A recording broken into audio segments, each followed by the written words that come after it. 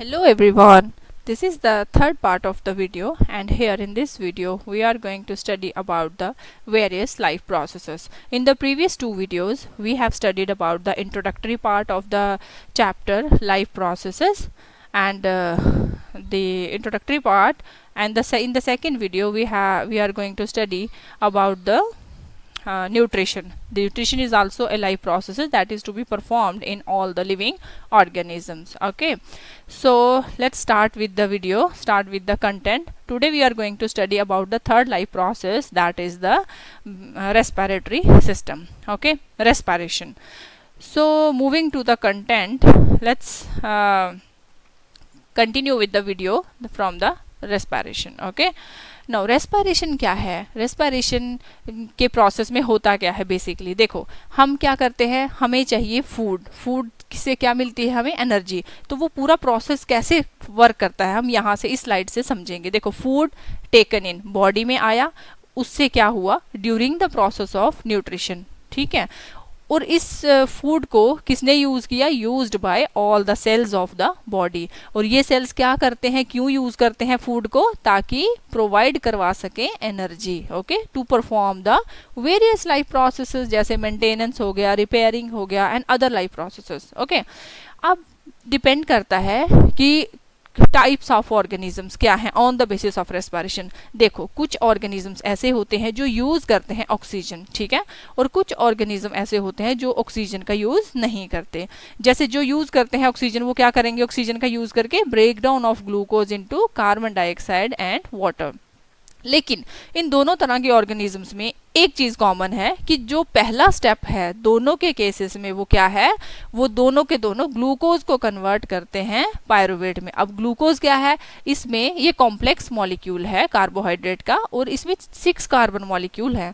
इसको कन्वर्ट करते हैं सबसे पहले वो 3 कार्बन मॉलिक्यूल में, सिंपल वन में कन्वर्ट करते हैं. It means complex food molecule is converted into simple one. Okay, अब क्या है अब ये पूरा प्रोसेस ग्लूकोज से पायरुवेट जो कन्वर्ट हो रहा है, ये कहाँ हो रहा है, सेल के साइटोप्लाज्म में. ठीक है, अब ऐसा होता है कि जैसे कई बार क्या हुआ, जैसे जो ऑर्गेनिजम्स ऑक्सीजन का यूज नहीं करते, उन ऑर्गेनिज्म को हम क्या बोलेंगे, एनारोब्स, और उस प्रोसेस को क्या बोलेंगे, एनारोबिक रेस्पिरेशन प्रोसेस. ठीक है, इस एनारोबिक रेस्पिरेशन प्रोसेस किस में होता है, जैसे कि इसकी एग्जांपल है एक यीस्ट, और उस प्रोसेस को क्या नाम दिया जाएगा, फर्मेंटेशन. ठीक है, अब जैसे ग्लूकोज से पायरुवेट में कन्वर्ट हुआ, पायरुवेट से आगे वो कन्वर्ट होगा किसमें, इथेनॉल एंड कार्बन डाइऑक्साइड. लेकिन ये इथेनॉल और कार्बन डाइऑक्साइड कब बनेंगे, जबकि ऑक्सीजन अवेलेबल नहीं होगा. ठीक है, और ये फर्मेंटेशन का मतलब क्या है, यहाँ पे बताया हुआ है, लिखा हुआ है, it means in the absence of oxygen और एयर. ठीक है, now the breakdown of pyruvate using oxygen into 3 molecule of carbon dioxide and water. Water जो है वो यहाँ पे एक बाई प्रोडक्ट होगा, और ये इसको हम बोलेंगे एरोबिक रेस्पिरेशन. इस स्लाइड में हम ये पढ़ा है कि एनारोबिक रेस्पिरेशन क्या होता है और एरोबिक रेस्पिरेशन क्या होगा. एनारोबिक रेस्पिरेशन में in the absence of oxygen होगा, aerobic respiration in the presence of oxygen होगा. एनारोबिक रेस्पिरेशन कहाँ होता है, इन एग्जाम्पल है उसकी यीस्ट. ठीक है, और ये इस प्रोसेस को हम बोलते हैं फर्मेंटेशन. और एरोबिक रेस्पिरेशन कहाँ होगा, माइटोकॉन्ड्रिया में होगा, in the presence of oxygen. ठीक है, अब एक और चीज़ है, यहाँ पे एंड प्रोडक्ट क्या बनेंगे, पायरुवेट से क्या बनेगा एनारोबिक रेस्पिरेशन में. एनारोबिक रेस्पिरेशन अगर होगा तो वो पायरुवेट जो है वो कन्वर्ट हो जाएगा इथेनॉल एंड कार्बन डाइऑक्साइड में. लेकिन एरोबिक रेस्पिरेशन जब होगा in the presence of oxygen, तो यही pyruvate 3 molecule of carbon dioxide and 1 molecule of water जो है एज ए बाई प्रोडक्ट बनाएगा. Moving to the next slide. In this slide अब हम ये बता करते हैं कि जैसे हम बात कर रहे हैं एरोबिक रेस्पिरेशन की, कई बार क्या होता है, जैसे कि हमारी बॉडी के सेल्स को ऑक्सीजन की रिक्वायरमेंट प्रॉपर नहीं मिल पाती, तो उस केस में क्या होगा, जैसे यहाँ पे हमने बोला है इन आवर मसल्स, कई बार क्या होता है समटाइम्स मसल्स में there is a lack of oxygen, oxygen होती है बहुत कम होती है, तो फिर क्या होगा, वहाँ पे एक दूसरा पाथवे जनरेट हो जाता है, another pathway taken for break down of pyruvate. Pyruvate cells में पहुंचा और फिर उस सेल्स को ब्रेक करना है, तो एरोबिक रेस्पिरेशन नहीं हो पा रही है, क्यों? क्योंकि ऑक्सीजन की अवेलेबिलिटी कम है। तो यहाँ पे ऐसे केसेस में स्पेशली ये मसल सेल्स में होता है, यहाँ पे पायरुवेट जो है वो लैक्टिक एसिड में कन्वर्ट हो जाएगा। एक चीज़ ये है कि लैक्टिक एसिड भी आगे 3 कार्बन कंपाउंड है और पायरुवेट जो है वो 6 मॉलिक्यूल का है, 6 मॉलिक्यूल ऑफ कार्बन से बना है। लैक्टिक एसिड जो है वो 3 कार्बन मॉलिक्यूल्स का बना है। अब बिल्डअप ऑफ लैक्टिक एसिड, कई बार लैक्टिक एसिड बन जाता है। कैसे बनता है? सडन एक्टिविटी जब हमारी मसल्स करती हैं, जैसे मान लो ड्यूरिंग एक्सरसाइज, हमें एक्सरसाइज के बाद थोड़ी देर के बाद क्या होता है? क्रैम्प्स हो जाते हैं। तो वो क्रैम्प्स किसकी वजह से होता है? Due to deposition of lactic acid in our muscles. अब यहाँ पे एक प्रोसेस है breakdown of glucose by various pathways. कैसे होगा ग्लूकोज का ब्रेकडाउन? अलग अलग पाथवेज से। जैसे हमने कॉमन मटेरियल, एरोबिक और एनारोबिक में कॉमन चीज़ क्या है, मतलब कॉमन रिएक्टेंट क्या है, मेन जो जहाँ से रिएक्शन शुरू होती है वो क्या है? ग्लूकोज। ग्लूकोज 6 कार्बन मॉलिक्यूल है और हमने ये पढ़ा कि सेल के साइटोप्लाज्म में ग्लूकोज जो है वो पायरुवेट में कन्वर्ट होता है। अब पायरुवेट क्या है? 3 कार्बन कंपाउंड है और उसके साथ वो एनर्जी भी रिलीज करता है। ठीक है, यहाँ से आगे ग्लूकोज से पायरुवेट तक तो कॉमन है, आगे 3 अलग अलग पाथवेज जो हैं वो निकल जाते हैं। जैसे पहले पाथवे में हम ये पढ़ेंगे जब ऑक्सीजन नहीं होती। अब ऑक्सीजन किसमें नहीं होती? हमने पीछे पढ़ा फर्मेंटेशन होती है किसमें? यीस्ट में। तो उस केस में क्या होगा? इथेनॉल और कार्बन डाइऑक्साइड और एनर्जी जो है वो रिलीज होगी। यहाँ पे इथेनॉल क्या है? Ethanol is a 2 carbon compound. Okay, दूसरा पाथवे क्या है? पायरुवेट। जब लैक ऑफ ऑक्सीजन होगी मसल्स में तो क्या होगा? इस पायरुवेट से लैक्टिक एसिड बनेगा और एनर्जी बनेगी। ठीक है, और लैक्टिक एसिड हमारी मसल्स में डिपॉजिट हो जाता है जिसकी वजह से क्रैम्प्स हो जाते हैं। तीसरा पाथवे ये है कि जब ये पायरुवेट जो है अगर ऑक्सीजन मिल जाए in the presence of oxygen तो फिर ये पायरुवेट किस में कन्वर्ट होगा? कार्बन डाइऑक्साइड में, वाटर में एंड एनर्जी में। ठीक है, so this is the breakdown of glucose by various pathway. यहाँ पे मेनली 3 पाथवे बताए हैं, 1, 2 and 3 pathways. Okay, energy use to synthesise ATP produce during the cellular respiration. हमें पता है जब सेल्स हमारे रेस्पिरेशन करते हैं उस टाइम पे एनर्जी प्रोड्यूस होती है और वो एनर्जी इमीडिएटली यूज हो जाती है किसमें? एटीपी की प्रोडक्शन में। अब एटीपी क्या है? These are the energy currencies. Okay, energy currency क्यों कहा जाता है? क्योंकि हमें वेरियस लाइफ प्रोसेसेस को परफॉर्म करने के लिए हमें क्या करना पड़ता है? एनर्जी चाहिए। और एनर्जी कहाँ से आती है? इसी एटीपी से। जो टर्मिनल फॉस्फेट, इसमें इसका फुल फॉर्म है एडिनोसिन ट्राइफॉस्फेट। कहने का मतलब इसमें 3 फॉस्फेट ग्रुप्स हैं और पहले जब एनर्जी चाहिए होती है वो पहले एक टर्मिनल फॉस्फेट जो है वो ब्रेक होता है और एक fixed amount of energy approximate 30 to 31 kilo joule of energy जो है वो रिलीज होती है। उसके बाद सेकंड फॉस्फेट ब्रेक होता है और फिर सिमिलर अमाउंट ऑफ एनर्जी जो है वो रिलीज होती है। तो इसी तरह से फिक्स्ड अमाउंट ऑफ एनर्जी जो है ये एटीपी जो प्रोवाइड करवाते हैं। अब हम कुछ थोड़ा सा आगे मूव करेंगे। यहाँ पे क्या है? एटीपी आफ्टर ब्रेकडाउन, यहाँ पे बताया हुआ है कि fixed amount of energy is released और यही एनर्जी ड्राइव की required to drive the endothermic reactions in the cell. अब एंडोथर्मिक रिएक्शन क्या होती है? जिसको हीट की रिक्वायरमेंट होती है, जिसको एनर्जी चाहिए कुछ वर्क करने के लिए, तो उसको बोलते हैं endothermic reaction. Okay, now aerobic respiration pathway, इसके बारे में हम पढ़ेंगे। एरोबिक रेस्पिरेटरी जो पाथवे है इसमें हमें ऑक्सीजन चाहिए, needs oxygen. Hence aerobic organism ये इंश्योर करते हैं कि सफिशिएंट अमाउंट ऑफ ऑक्सीजन का इनटेक हमारी बॉडी में होता रहे। उस प्रोसेस को परफॉर्म करने के लिए डिफरेंट टाइप्स ऑफ ऑर्गन्स जो है वो बॉडी में डेवलप होते हैं। ठीक है, लेकिन उससे पहले हम पढ़ेंगे एटीपी के बारे में। थोड़ा सा एटीपी के बारे में पढ़ेंगे। यहाँ पे हम मूव करेंगे, मूविंग टू डाउन, एंड यहाँ पे हम एटीपी के बारे में थोड़ा सा पढ़ेंगे। Okay, so coming to the respiration and this is ATP. Okay, यहाँ पे ये बताया हुआ है ATP is the energy currency for the most cellular processes. यहाँ पे देखो एटीपी में क्या है? ये एडीपी है, मतलब यहाँ पे डाई फॉस्फेट है। जब इसको एक और फॉस्फेट मिलेगा तो एनर्जी जो है वो क्या होगा? एनर्जी ये किस में कन्वर्ट हो जाएगा, ADP plus phosphate means ATP की फॉर्म में चेंज हो जाएगा, ठीक है। अब फॉस्फेट ये क्या है, endothermic processes in the cell then use this ATP to drive the reactions, ठीक है। अब एक चीज और है, the energy released during the process of respiration is used to make an ATP molecule from ADP and inorganic phosphate.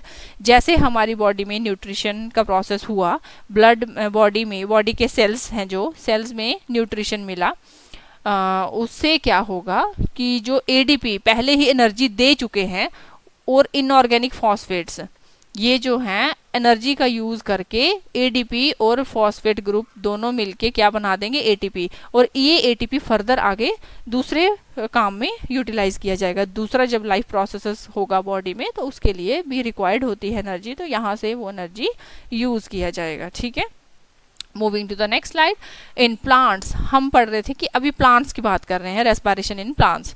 देखो यहाँ पे भी गैसेस एक्सचेंज होती हैं, है ना, थ्रू स्टोमेटाज। आपको पता है लीव्स होती हैं, लीव्स के लोअर सरफेसेस पे क्या होते हैं, स्टोमेटाज होते हैं जो कि गार्ड सेल से बने होते हैं। स्टोमेटाज ओपन और क्लोज होते हैं जिसकी वजह से गैसेस का एक्सचेंज होता है ना। And large intracellular spaces ensure करते हैं कि सारे के सारे cells in contact with air, ठीक है। मतलब प्लांट्स में गैसेस का एक्सचेंज होता है, लेकिन वो गैसेस का एक्सचेंज को इंश्योर कौन करता है, जो इंट्रासेलुलर स्पेसेस होती हैं वो इंश्योर करती हैं कि proper amount of gases should be present there, okay. और all cells in the contact with the air, जितने भी सेल्स हैं प्लांट्स में वो सारे के सारे एयर के कॉन्टैक्ट में रहें। अब यहाँ पे कार्बन डाइऑक्साइड और ऑक्सीजन एक्सचेंज होगा by the process of diffusion, और ये डिफ्यूजन कैसे होगा, according to the requirement of plants. अगर प्लांट को कार्बन डाइऑक्साइड की ज़रूरत है तो अब हमें पता है बाहर इन्वायरमेंट में कार्बन डाइऑक्साइड की कंसंट्रेशन ज़्यादा है और लीव्स में कार्बन डाइऑक्साइड की कंसंट्रेशन कम है, तो मूवमेंट होगा कहाँ से, from higher concentration to lower concentration, ठीक है, बाहर से अंदर। तो according to requirement of plants it depends. अब बेसिकली क्या है, दो प्रोसेस होते हैं, जैसे at night and at during day. During night क्या होगा, नो फोटोसिंथेसिस। क्यों, क्योंकि फोटोसिंथेसिस को परफॉर्म करने के लिए सनलाइट की ज़रूरत होती है और यहाँ पे नाइट के टाइम पे कार्बन डाइऑक्साइड एलिमिनेट होती है, ओके। लेकिन डे टाइम पे क्या होगा, carbon dioxide generated in respiration used up in photosynthesis. वही जो प्लांट्स के सेल्स रेस्पिरेशन कर रहे हैं, रेस्पिरेशन करने के बाद जो कार्बन डाइऑक्साइड वहाँ से रिलीज हो रही है वो फोटोसिंथेसिस में यूज हो रही है और वो उसी कार्बन डाइऑक्साइड से कार्बोहाइड्रेट बना रहे हैं, ठीक है। Now no CO2 release but oxygen release is the major step. Day के टाइम पे कार्बन डाइऑक्साइड रिलीज नहीं होती, ऑक्सीजन रिलीज होती है। नाइट टाइम पे कार्बन डाइऑक्साइड एलिमिनेट होती है, रिलीज होती है। अब हम बात करते हैं एनिमल्स की। एनिमल्स के केस में क्या होगा, यहाँ पे दो तरह के एनिमल्स हैं। सबसे पहले एक तो है टेरेस्ट्रियल एनिमल्स, दूसरे हैं एक्वेटिक एनिमल्स। टेरेस्ट्रियल एनिमल्स जो है उनको भी ऑक्सीजन की ज़रूरत होती है और वो ऑक्सीजन कहाँ से डिराइव करते हैं, फ्रॉम द एयर और फ्रॉम द इन्वायरमेंट। और दूसरे तरह के एनिमल्स जो हैं वो हैं एक्वेटिक एनिमल्स, जो कि यूज़ करते हैं dissolved oxygen in water. So the rate of breathing much faster than the terrestrial animals, okay. जैसे एग्जांपल है एक्वेटिक एनिमल्स की एग्जांपल है फिशेस, ठीक है। अब एनिमल्स के केस में कुछ एक्वेटिक में कुछ एक्वेटिक एनिमल्स हैं, कुछ टेरेस्ट्रियल एनिमल हैं। अब ऐसा तो नहीं है ना कि उनमें एक uniform type of respiratory organ हो, ऐसा नहीं है। डिफरेंट ऑर्गन्स होते हैं फॉर द ऑक्सीजन की अपटेक के लिए और कार्बन डाइऑक्साइड को बाहर रिलीज करने के लिए। अब हम पहले पढ़ते हैं टेरेस्ट्रियल ऑर्गेनिज्म का। टेरेस्ट्रियल ऑर्गेनिज्म में क्या है, यूज ऑफ ऑक्सीजन, है ना। टेरेस्ट्रियल ऑर्गेनिज्म क्या करते हैं, यूज ऑफ ऑक्सीजन करते हैं इन एटमॉस्फेयर फॉर रेस्पिरेशन। और टेरेस्ट्रियल ऑर्गेनिजम्स जितने भी हैं उनके पास डिफरेंट ऑर्गन्स होते हैं to absorb it, okay. Respiratory organs different in different animals. अब ये जो ऑर्गन्स होते हैं रेस्पिरेटरी ऑर्गन्स, जो कि साइट है for the exchange of gases. क्यों, क्योंकि रेस्पिरेशन किसके लिए है, for the exchange of gases. हम हमारी बॉडी सेलुलर रेस्पिरेशन करके जो कार्बन डाइऑक्साइड रिलीज कर रही है उसको बाहर आना है, और हमारी बॉडी को रेस्पिरेशन करने के लिए, मतलब सेलुलर रेस्पिरेशन करने के लिए ऑक्सीजन की ज़रूरत है। तो हमें इन्वायरमेंट से ऑक्सीजन को अंदर लेके जाना है बॉडी में। तो ऑर्गन्स हैव इंक्रीज्ड, वो जो ऑर्गन्स जो कि साइट है that which are the site of exchange of gases, वो organs have increased surface area for exchange. ठीक है, अब वो जो ऑर्गन्स हैं उनकी जो सरफेस है वो बहुत ही डेलिकेट है और फाइन है, और इसीलिए उनको रखा जाता है विद इन द बॉडी। ठीक है, एंड थ्रू पैसेज। ठीक है, विद इन द बॉडी, उनको बॉडी के अंदर रखा जाता है, और एयर वहां तक कैसे पहुंचाई जाती है? Through the passage. एक प्रॉपर रास्ता होता है, एक प्रॉपर वे होता है जहां से एयर को एक्सचेंज होना होता है, उनको कैसे वहां पहुंचाना जाता है at the site of organ of exchange. Okay, अगर हम ह्यूमंस की बात करें, यहाँ पे क्या होगा ह्यूमंस के केस में? जैसे यहाँ पे हम ह्यूमंस के केस में यहाँ पे एक स्लाइड है, स्लाइड को देखेंगे तो यहाँ से पता चलेगा। जैसे ये है दिस इज द केस यहाँ पे पूरा ह्यूमन का रेस्पिरेटरी सिस्टम शो किया हुआ है। जैसे ये नोज है, नोज के अंदर 2 नॉस्ट्रिल्स होते हैं, नॉस्ट्रिल से एयर एंटर करती है ना, नॉस्ट्रिल से एयर एंटर करती है हमारे रेस्पिरेटरी ट्रैक में। यहाँ पे लैरिंक्स है, और उसके बाद एयर कहाँ जाती है?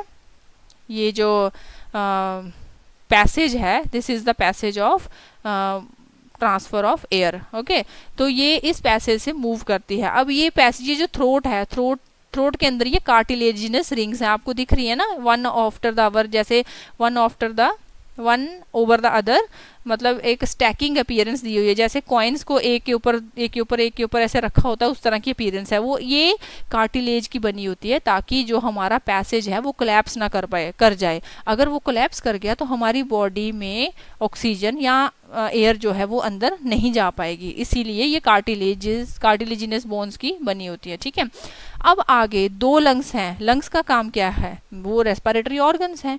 तो अब ये पैसेज जो है डिवाइड हो जाता है यहाँ पे 2 ब्रांचेस में। ठीक है, जिसको हम बोलते हैं ब्रोंकस, और जो राइट लंग में जाता है उसको हम बोलते हैं राइट ब्रोंकस, जो लेफ्ट लंग में जाता है उसको हम बोलते हैं लेफ्ट ब्रोंकस। अब ब्रोंकस की फर्दर डिवीजन हो जाती है जिसको हम बोलते हैं ब्रोंकियोल्स। फिर ब्रोंकियोल्स आगे फर्दर क्या देते हैं? छोटे छोटे बलून लाइक स्ट्रक्चर्स जिसको हम बोलते हैं एल्व्यूलाइज। ऐसे ये जो लास्ट वाले बिल्कुल टर्मिनल पोजीशन पे दिख रहे हैं ना, वो उनका स्ट्रक्चर यहाँ पे इस डायग्राम में बड़ा करके दिया हुआ है, और ये देखो है ना balloon like structure, these are the site for the exchange of gases. अब ये जो एल्व्यूलाइज हैं यहाँ पे हैवी सप्लाई होती है ब्लड वेसल्स की। जैसे अगर हम एनसीईआरटी से देखते हैं, एनसीईआरटी को स्टडी करते हैं, तो यहाँ पे ये देखो, यहाँ पे ह्यूमन बींग्स का बताया हुआ है ह्यूमन रेस्पिरेटरी सिस्टम। ये है एल्व्यूलाई, है ना, बलून लाइक स्ट्रक्चर्स हैं यहाँ पे, और ये पूरा सेम डायग्राम है। यहाँ पे देखो रिंग ऑफ कार्टिलेज यहाँ पे शो किया हुआ है। फिर ये लंग्स है, लंग्स के अंदर सप्लाई हुई है, इसको हम बोलते हैं ब्रोंकाई। फिर ब्रोंकाई की फर्दर डिवीजन हुई है, वो बनाते हैं ब्रोंकियोल्स। ब्रोंकियोल्स आगे फर्दर एयर एल्व्यूलर सैक्स में, जिसको हम एल्व्यूलाइज भी बोलते हैं, उसमें फाइन स्ट्रक्चर जो है वो देते हैं। अब होता क्या, जब भी हम एयर को इनहेल करते हैं, ऑक्सीजन हमारी बॉडी के अंदर आती है, तो एयर की कैविटी, हमारी जो लंग्स हैं या रिब्स हैं, वो एक्सपैंड करती हैं और डायफ्रैगम जो है फ्लैट हो जाता है, ताकि ज़्यादा से ज़्यादा एयर जो है वो हमारी बॉडी के अंदर आ सके। ठीक है, जैसे यहाँ पे कुछ दिया हुआ है, कुछ बताया हुआ है कि the walls of alveoli contain an extensive network of blood vessels. क्यों जो एल्वुलाई की वॉल्स हैं उनमें बहुत ज़्यादा ब्लड वेसल्स क्यों हैं? For the exchange of gases. जो हमारी बॉडी में सेल्स हैं, सेलुलर रेस्पिरेशन कर रहे हैं, वहाँ से कार्बन डाइऑक्साइड रिलीज हो रहा है, वो ब्लड जो है वो सारी कार्बन डाइऑक्साइड को इकट्ठा करके at the site of exchange of gases, मतलब एल्वुलाई पे ब्लड में डाल रहा है, ब्लड को ट्रांसफर कर रहा है कि तुम बाहर कार्बन डाइऑक्साइड को ले जाओ, और ऑक्सीजन को वहाँ से ले रहा है। अब जब हम सांस लेते हैं या सांस छोड़ते हैं, उसी दौरान हमारी जो ऑक्सीजन है और कार्बन डाइऑक्साइड है वो दोनों एक्सचेंज हो जाती हैं। ठीक है, अब बिकॉज यहाँ पे बताया हुआ है कि air sucked into the lungs and fill the expanded alveoli. Okay, अब जब हम ब्रीदिंग साइकिल परफॉर्म करते हैं, ठीक है, तो उससे क्या होगा? Lungs always contain a residual volume of air. हमारी बॉडी में जब हम सांस लेते हैं और छोड़ते हैं, ऐसा नहीं है कि जितनी सांस हम ले रहे हैं उतनी ही एयर हम इनहेल कर रहे हैं, उतनी ही एयर हम बाहर छोड़ रहे हैं, ना, ऐसा नहीं होता। कुछ एयर जो है हमारी लंग्स में रह जाती है ताकि किसके लिए? वो ये इंश्योर करती है कि प्रॉपर सफिशिएंट टाइम प्रोवाइड करती है for oxygen to be absorbed and for the carbon dioxide to be released. अब आप देखो ना, सांस लेने में और छोड़ने में कितना ही टाइम लगता है, इतने टाइम में पूरी बॉडी को, सेल्स वगैरह, पूरी बॉडी या बॉडी के सेल्स को ऑक्सीजन या कार्बन डाइऑक्साइड एक्सचेंज नहीं हो पाएगा। तो जिसकी वजह से वो रेजिडुअल वॉल्यूम जो है वो यही चीज़ को इंश्योर करता है। लेकिन क्या होगा अगर बॉडी का साइज, एनिमल्स के केस में बॉडी साइज इज लार्ज, तो वहाँ पे खाली डिफ्यूजन का काम तो होगा ही नहीं ना, डिफ्यूजन से तो एक्सचेंज ऑफ गैसेस हो नहीं पाएंगे, तो वहाँ पे कुछ एक्स्ट्रा चीज़ें भी एडअप हुई हैं, जैसे रेस्पिरेटरी पिगमेंट। अगर हम ह्यूमन की बात करें तो ह्यूमन के केस में रेस्पिरेटरी पिगमेंट क्या है? Haemoglobin.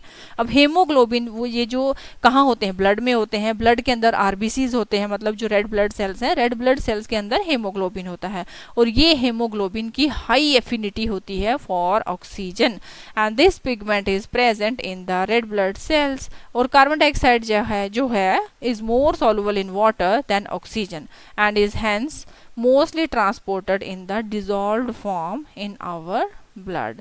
So this is all about the respiration life process. Okay, so this is the end of the video. Kindly like and subscribe my channel. Thank you.